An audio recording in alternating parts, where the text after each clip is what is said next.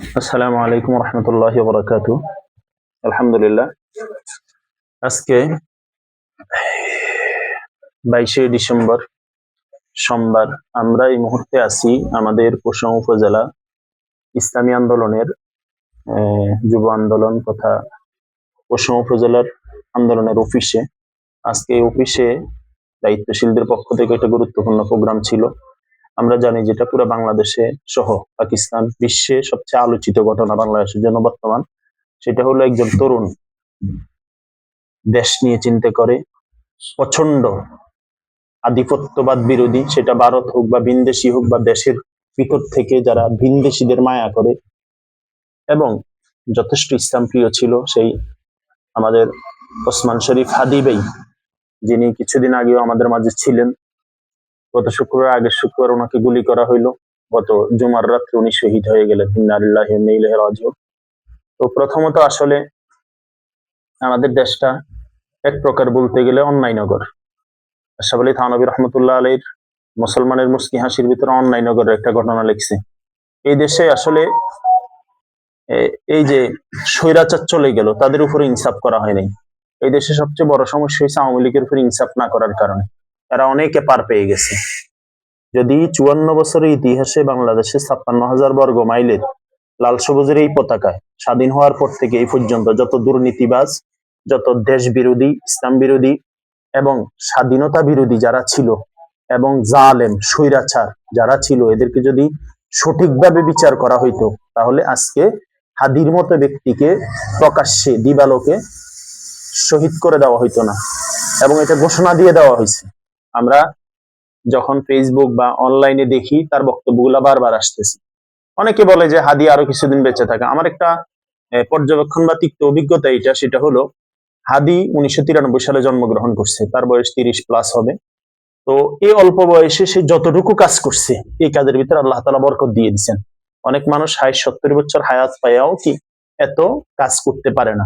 সে আমাদেরকে শিখেছে কিভাবে ভিনদেশীদের সাথে, আধিপত্য বিরোধীদের সাথে চোখে চোখ রাখি কথা বলতে হয়, কিভাবে নাস্তিক সুশীলদের বিরুদ্ধে কথা বলতে হয়, কিভাবে দেশে থাইকা ভিনদেশী মায়া যারা দেখায় তাদের বিরুদ্ধে কথা বলতে হয়, কিভাবে দেশ প্রেম তৈরি করতে হয়, কিভাবে ইসলামের কথাগুলা রন্ধ্রে রন্ধ্রে পৌঁছাই দেওয়া যায়, কিভাবে অকপটে সত্য বলতে হয়, গুলির মুখে থাইকা শহীদি লালনা, শহীদি প্রেরণা যে জোগাড় করতে পারে। হাদিসে আছে রাসূলুল্লাহ সাল্লাল্লাহু আলাইহি ওয়াসাল্লাম বলছেন, যে ব্যক্তি শহীদ হওয়ার তামান্না রাখে, জিহাদের ময়দানে যুদ্ধ করার তামান্না রাখে, সে যদি বিছানায় মারা যায় আল্লাহ তাআলা তাকে শহীদি মৃত্যু দিবেন। সুবহানাল্লাহ। না, যে ব্যক্তি শহীদি তামান্না রাখবে না, সে যদি যুদ্ধের ময়দানেও মারা যায়, তাহলে সে কিন্তু শহীদি মৃত্যু পাবে না। আমরা দিল থেকে দোয়া করি, বিশ্বাস করি যে আমাদের ভাই শহীদ হাদিকে আল্লাহ তাআলা জান্নাতের উচ্চ মাকাম দান করবেন। কিছুদিন আগেও শহীদ হাদি ভাইকে কেউ চিনত না, কিন্তু আল্লাহ তাআলা এই মহাব্বত পুরো পৃথিবীর, বিশেষ করে বাংলাদেশের 18 কোটি মানুষের কলিজায় দিয়ে দিছে। আল্লাহ তাআলা, আমরা দিল থেকে দোয়া করি আজকের আয়োজন থেকে আল্লাহ তাআলা এই ভাইকে ক্ষমা করে জান্নাতের উচ্চ মাকাম দান করেন। এবং শোকাহত পরিবার, তার একটা 8 মাসের সন্তান আছে, সে সন্তান সহ বিধবা স্ত্রী, মা, ভাই, বোন যারা আছে রিলেটিভ, সবাইকে আল্লাহ তাআলা সবরে জামিল দান করেন। এবং আমরা সবচেয়ে বড় দুঃখজনক হলেও সত্য, আজকে প্রায় 8 দিন, 13-11 দিন হয়ে গেল, এই পর্যন্ত একজন খুনিকে কি করা হয়নি, গ্রেফতার করা হয়নি। এর চেয়ে দুঃখজনক কথা আর কি আছে? আসলে এই দেশে স্বৈরাচার চলে যাওয়ার পরে যারা ক্ষমতায় আছে এখন, এরা কেউ আন্দোলনের সাথে জড়িত না। এক একজন এক এক সংস্থা থেকে আসছে, এনজিও থেকে আসছে, তারা শুধু সুশীলগিরি করে, কথা বলে। কিন্তু গতকালকে আমরা দেখলাম প্রথম আলো ডেইলি স্টারে হামলা করার কারণে 9 জনকে গ্রেফতার করা হয়েছে। অর্থাৎ এই দেশে প্রথম আলোর জন্য মায়া আছে, ডেইলি স্টারের জন্য মায়া আছে, ভিনদেশী তাবেদার যারা, এদের জন্য মায়া আছে, দেশপ্রেমিক যারা হাদির মতো, এদের জন্য সরকারের কোনো মায়া নাই, দয়া নাই, কোনো পদক্ষেপ নেই। এর চেয়ে লজ্জাজনক, দুঃখজনক কথা আর কি হইতে পারে?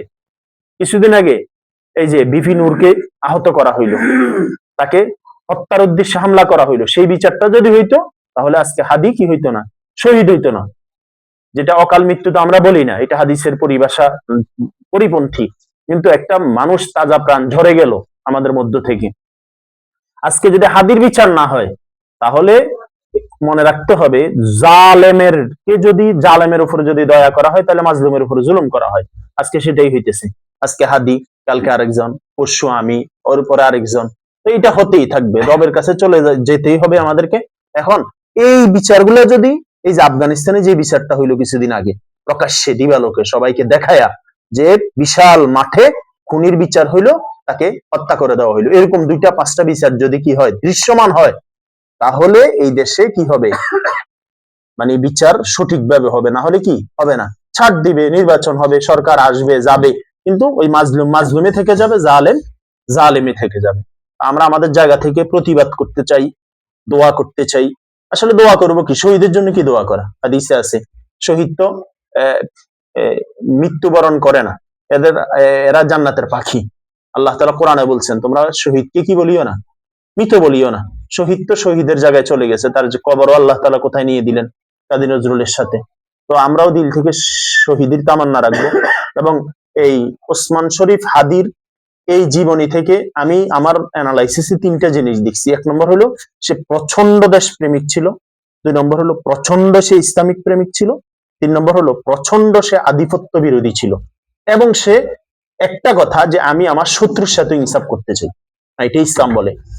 আমি আমার শত্রুর সাথেও কি করার সুযোগ নেই, জুলুম করার সুযোগ নেই, এটা ইসলাম, এটা ইসলাম।